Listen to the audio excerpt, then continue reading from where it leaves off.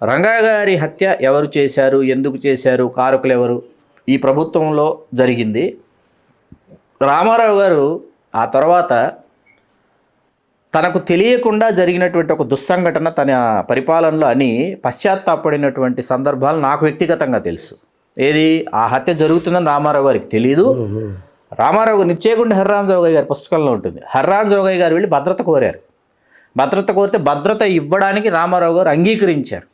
మరుసటి రోజు మర్నాడు మళ్ళీ జోగయ్య గారు వెళ్ళి ఇంకా వ్యక్తిగత భద్రత ఆయనకు పూర్తి స్థాయిలో కల్పించలేదంటే మా వాళ్ళు ఈవేళ రాత్రికో రేపు రాత్రికో వారిని అరెస్టు చేసి ప్రభుత్వ ఆసుపత్రికి తరలిస్తారని నాకు సమాచారం ఉంది, కాబట్టి భద్రత కల్పించలేదు, ఈ నిర్ణయం తీసుకుంటున్నామని చెప్పారంట. కానీ వీళ్ళు ఆయనతో ఎవరైతే చెప్పారో వాళ్ళు అన్నవాళ్ళు వాళ్ళు ఏ నిర్ణయం తీసుకున్నారు అనేది కూడా రామారావు గారికి తర్వాత తెలిసి రామారావు గారు వాళ్ళందరినీ చాలా మందలించినటువంటి సంగతులు మనతోనే ముచ్చటించారు రామారావు గారు, ఎవరితోనా కాదు. అయితే ఈ మధ్యకాలంలో శేఖర్ గారు, ఇది కూడా అసందర్భం అయినప్పటికీ మిమ్మల్ని ప్రశ్నించాలనుకుంటున్నా. ఒక మీడియా, ప్రత్యేకించి ఒక మీడియా, ఏ మీడియా అయినా కావచ్చు, వాళ్ళు వంగవీటి మోహన్ రంగారావు గారి హత్యకు పథకం డాక్టర్ వైఎస్ రాజశేఖర రెడ్డి గారు చేశారు, అది బాగా కంట్రోల్ అనేది అన్కంట్రోల్డ్గా ఈ మధ్య, మరీ ముఖ్యంగా ఎన్నికల ముందు దీనిని చాలా సీరియస్గా దీనిని నమ్మిన వాళ్ళు కూడా ఉన్నారు. నమ్మిన వాళ్ళు చాలా, నమ్మిన వాళ్ళ శాతమే ఎక్కువ. అసలు ఇది ఎంత దుర్మార్గమైనటువంటి విషయం ఏంటంటే రాజశేఖర రెడ్డి గారు కూడా అప్పటికి పిసిసి ప్రెసిడెంట్ అయ్యుండొచ్చునేమో, కానీ he's also upcoming leader in Congress party. తర్వాత ఆయన ఎంకరేజ్ చేశారు, రంగా గారిని ఎంకరేజ్ చేశారు. రాజశేఖర రెడ్డి గారు ఏంటంటే భవిష్యత్తులో ఎప్పుడో ఎక్కడో ఒక దగ్గర ముఖ్యమంత్రి అయ్యేటటువంటి అవకాశం నాకు వస్తుంది, నాకు రావచ్చు, లేదా నేను దాన్ని అవకాశాన్ని తీసుకుంటాననేటటువంటి 83కే రాజశేఖర రెడ్డి గారు ముఖ్యమంత్రి స్థాయి వచ్చేసింది. పిసిసి ప్రెసిడెంట్ చేశాడు కదా 84, రాజీవ్ గాంధీ గారు చేశారు. 84 రామారావు గారు ఎన్నికలకి రెండోసారి రామారావు గారు పోటీ చేసినప్పుడు ఎన్నికలు పిసిసి అధ్యక్షుడు హోదాలో రాజశేఖర రెడ్డి గారే ఉన్నారు. అందుచేత ఇవన్నీ అబద్ధాలు. ఇవేంటంటే నెపాన్ని ఇంకొకటి పైన నెట్టడానికి కారణాలు వక్రీకరించేటటువంటి చాలా జరిగింది.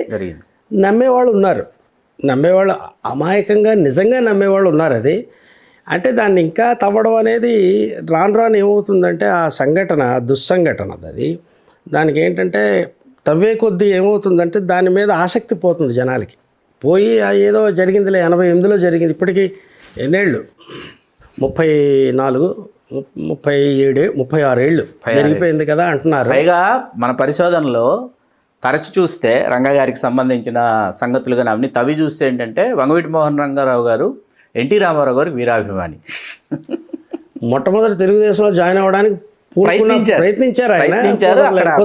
అప్పటికి ముందే దేవినేని రాజశేఖర్ గారు వెళ్ళిపోయి చేరడం వల్ల అక్కడ సామాజిక సమీకరణాలు కుదరలేదు. ఈయన అభిమాని, పైపెచ్చు ఈయన రిలాక్స్ అవ్వాలంట వంగవీటి మోహన్ రంగా గారు. ఇది ఆఫ్టర్ ఆయన ఎమ్మెల్యే అయ్యారు, రామారావు గారు ముఖ్యమంత్రి, ఈయన అసెంబ్లీలో ఆయన సినిమాలు చూసేవారంట. ఏది సెకండ్ షో రిలాక్స్ అవ్వాలంటే విజయవాడలో వ్యక్తిగత భద్రత మధ్య అసలు ఈయన వచ్చారు వెళ్ళారు అని తెలియకుండా రామారావు గారు ఏదో ఒకటి ఆడుతూ దుర్గాకళ ఆడుతూ ఉండేవారు. ఆయన అభిమాని, రామారావు గారి అభిమాని, రాజశేఖర రెడ్డి గారు రామారావు గారి అభిమాని. మీకు చాలా ఇప్పుడు తెలంగాణలో ఎంతమంది అయితే నాయకులు ఉన్నారో వాళ్ళందరూ ఒక్క చంద్రబాబు నాయుడు గారే రామారావు అభిమాని కాడు. సరిపోయింది కదా ఆ మెంటాలిటీ. అది చూడండి, అంటే this man is brutally frank, Ramarao గారు కదా. ఫ్రాంక్, ఆ గ్రాండోయిజ్ మాటల్లో కానీ అట్లా కానీ. బహుశా ఆయన నాగేశ్వరరావు గారు అభిమానేమో, చంద్రబాబు నాయుడు గారు నాగేశ్వరరావు గారు అభిమానేమో. చంద్రబాబు గారు రాజకీయాలకు అభిమాని అయి ఉండొచ్చు. సరే, ఆయన అంటే నాకు అనిపించేది చంద్రబాబు గారి జర్నీని, ఐఎమ్ ఫ్రమ్ సేమ్ ప్లేస్, నేను ఆ డే 1 నుంచి చూసిన వాడికి నాకు అనిపించేది ఏంటంటే చంద్రబాబు గారు వాట్ నెక్స్ట్ లెవెల్కి ఎలా వెళ్ళాలి, ఎప్పుడు అనేటటువంటి కాషస్ మ్యాన్. చంద్రబాబు నాయుడు గారిని మనం అనలైజ్ చేస్తే వెరీ కాషస్, ప్రాగ్మాటిక్ కూడా. దేన్ని వదిలేరు ఆయన. మంచి ఉంటుందేమో ఇందులో చూద్దాం, మనం ఎందుకు వదిలేయడం. తర్వాత సాంకేతిక పరిజ్ఞానాన్ని అతిగా ప్రేమించే వ్యక్తి ఈయన ఏంటంటే స్ట్రాటజిస్ట్ కన్నా కాషస్ మ్యాన్. చాలా జాగ్రత్తగా అడుగులు వేస్తారు ఆయన. దుందుడుకు చర్యలు ఎక్కడ కనబడవు చూడండి ఆయనలో. ఫెయిల్ అవ్వచ్చు, అది వేరే సంగతి.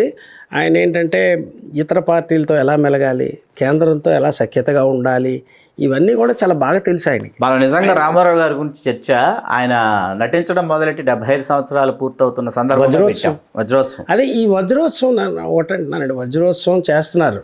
మొన్న చంద్రబాబు నాయుడు గారు, వెంకయ్య నాయుడు గారు కూడా చేశారు. అందరికీ తెలిసిన విషయాలనే మరికొంచెం వాళ్ళు ఏంటంటే అది చరిత్ర చరణాలు అంటారు కదా, వాటిని పొగుడుతున్నారు. అంతే. ఇంకొంచెం డెప్త్లోకి వెళ్ళి రామారావు గారు సినిమాలపైన మంచి విశ్లేషణ, తర్వాత ఏంటంటే తెలుగు సినిమా మ్యూజియం మనకి ఇంతవరకు లేదు, ఇప్పటివరకు లేదు. అవును.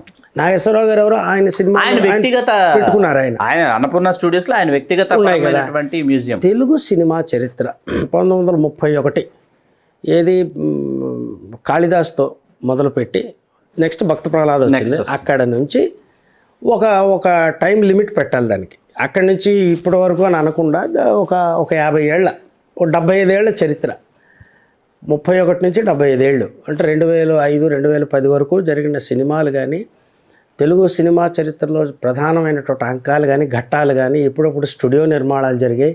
ఇవన్నీ కూడా దృశ్య శ్రవణం ఇది అంటారు కదా, మనం ఇయర్ ఫోన్స్ పెట్టుకొని చూసే విధంగా. డబ్బులు లేవా అంటే ఉన్నాయి కదా, డబ్బులు ఉన్నాయి, మన వాళ్ళ దగ్గర ఉన్నాయి, చేయొచ్చు. ఈవెంట్కి కోట్లు ఖర్చు పెడుతున్నారు కదా. అంటే రామారావు గారి సినీ జీవిత వజ్రోత్సవాన్ని పురస్కరించుకొని దానికి ఒక నాంది పలకడం, తెలుగు సినిమా చరిత్ర ఫ్రమ్ 1931 till 2010 or 2011 అలా బ్రహ్మాండంగా ఉంటుంది. చెయ్యాలి. ఎందుకంటే ఈ అపురూపమైన కళాఖండాలు, అపురూపమైన సినిమాలు, ఈ కళారూపం ఇది ఒక మంచి కళారూపం కదా. It's not form. విడదీయలేం తెలుగు వారిని సినిమాల నుంచి విడదీయలేం కదా. తర్వాత దానిలో స్టాటిస్టిక్స్ కూడా పొందుపరచవచ్చు. ఎంతమంది ఇంతవరకు తెలుగు వాళ్ళు ఈ సినిమాలు చూశారు, ఎన్ని టికెట్లు సేల్ అయ్యాయి, మొత్తం ఉమ్మడి మద్రాసు నుంచి పోలిస్తే ఏ సినిమాలు ఎన్ని రోజులు ఆడాయి. ఇప్పుడు ఎవరో వీడియోలు పెడుతున్నారు కానీ అది పెద్ద ఎఫెక్టివ్గా లేదు. దాన్ని ఒక ఏంటంటే you have to bring it out into a very very what you call definite form.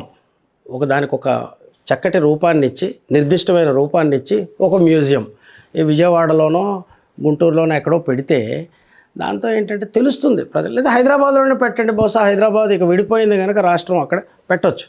పెడితే చాలా విశేషాలు పబ్లిక్లోకి వస్తాయి. ఈరోజు చిత్తజల్లు పుల్లయ్య గారి గురించి జీవిత విశేషాలు అంటే చాలా కష్టపడాల్సి వస్తుంది.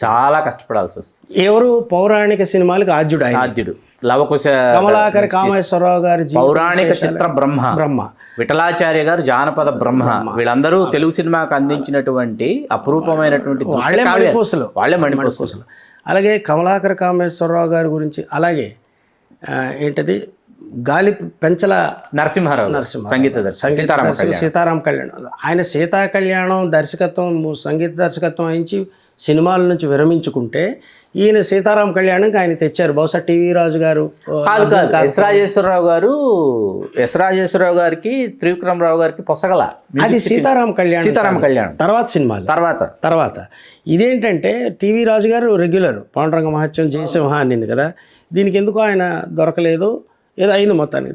వెంటనే ఆయన గాలిపెంచల నరసింహారావు గారు ఆయన కూర్చిపెట్టిన ట్యూన్ అది అజరామరం కదా, సీతారామ కళ్యాణం సినిమా పాటలు పద్యాలు, ఆ ట్యూన్ పర్టికులర్ ఆయన గురించి డీటెయిల్స్ లభ్యం కావడం లేదు. ఎవరి గురించి, అలాగే దాసరి కోటరత్నం, రామతిలకం, వాళ్ళు ఏ పుష్పవల్లి, వీళ్ళు సీనియర్ శ్రీరంజని, వాళ్ళ గురించి డీటెయిల్స్ అంటే ఏంటంటే కేవలం ఆ ఇంటర్నెట్లో గూగుల్ దీనిలో వస్తుంది ఒక ఫోటోగ్రాఫ్ అంతే. అద్భుతమైన నటీమణులు వాళ్ళు.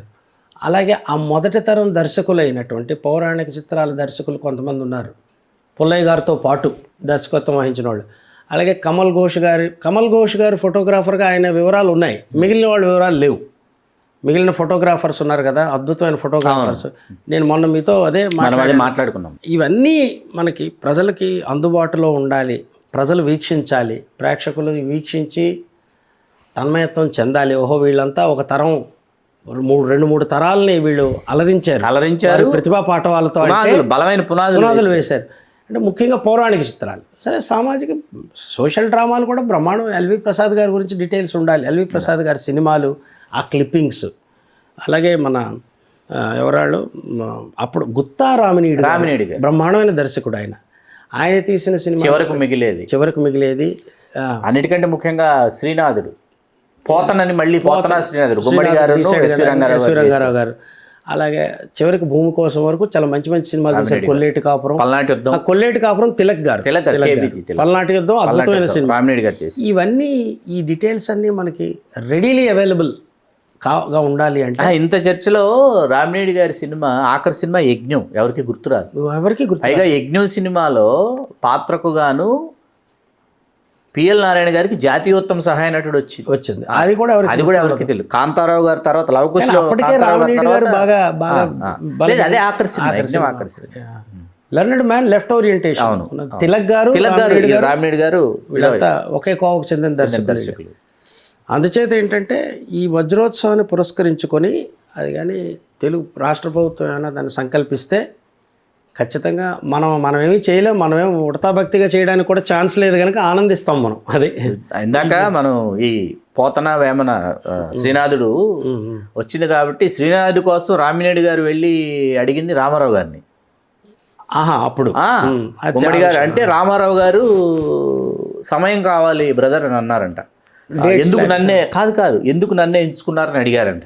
అడిగితే జంధ్యాల గౌరీనాథ శాస్త్రి గారి తర్వాత అంత అందంగా, అంతే ఆజానుబాహు, అంతే అరవింద దళాయతాక్షుడు జంధ్యాల గౌరీనాథ శాస్త్రి గారు అద్భుతంగా ఉంటారు. ఏది ఆ పోతనలో నాగయ్య గారి పోతన అంతకుముందు భీష్మ, పెద్ద మనుషుల్లో పౌరాణికాలు చారిత్రకం, ఇది సాంఘికం. ఇవన్నీ పోతనలో జంధ్యాల గౌరీనాథ శాస్త్రి గారి తర్వాత మీరే వెయ్యాలంటే బ్రదర్ శ్రీనాథుడు అంటే మీరు జంధ్యాల గౌరీనాథ శాస్త్రి గారి ప్రస్తావన తీసుకొచ్చారు కాబట్టి గుండు కొట్టుకునే నేను నటించాలి, ఏం అవసరం లేదన్న గారు విగ్గు పెట్టేస్తున్నట్టు అయితే గెట్ అవుట్ అన్నారంట.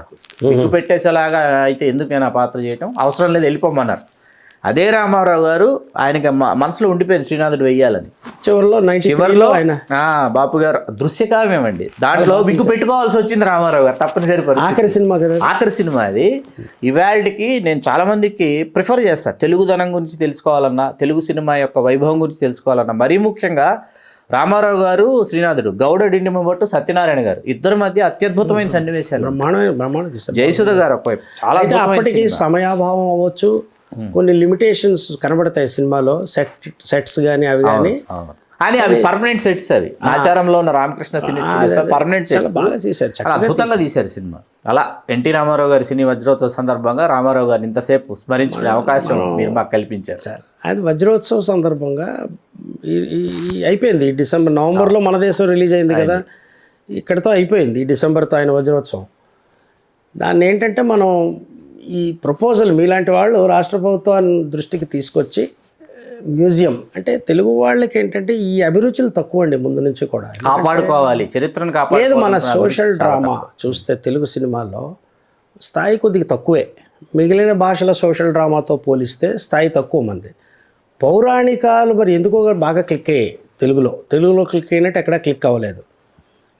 హిందీ వాళ్ళు మనకన్నా ఎక్కువ పౌరాణికాలు తీసినా, మనకన్నా ముందు పౌరాణికాలు వాళ్ళే మొదలుపెట్టినా, తెలుగు వాళ్ళలో ముఖ్యంగా నటనలో మళ్ళీ సెట్స్ కానీ ఆహార్యం కానీ యుద్ధ సన్నివేశాలు కానీ ఇంకొంచెం పేలవంగా ఉంటాయి. మనం నటన ముఖ్యంగా ఎస్పెషల్లీ ఈ ఐదుగురు అండి, రామారావు గారు, రంగారావు గారు, కాంతారావు గారు, గుమ్మడి గారు. ఐదో పొజిషన్ ఎవరికి ఇవ్వాలో తెలియట్లేదు నాకు. ధూళిపాళ గారిని పెడతాను నేను. ఈ ఐదుగురు యొక్క నాగభూషణం గారు కూడా కొన్ని పాత్రలు పోషించారు కానీ పేలవంగా ఉంటాయి. ఆయన ఇప్పుడు శివుడు, స్టాండ్ బై శివుడు వచ్చేవాడు. ఆయన శివుడు పరశురాముడు వేశారు. బట్ ముక్కామల్ గారు అద్భుతమైన పాత్ర పర్ఫెక్షన్. విశ్వామిత్రుడు, తర్వాత భృగు మహర్షి, దూర్వాసుడు, ఆయన 19, పరశురాముడు, ఇవన్నీ ఎవరు? ముక్కామల్ గారు 21 పాత్రలు, 21 పాత్ర పౌరాణిక పాత్ర. ధూళిపాళ గారు 24, మిక్కిలినేని గారు 23, గుమ్మడి గారు హైయెస్ట్ 27 పాత్రలు పోషించారు.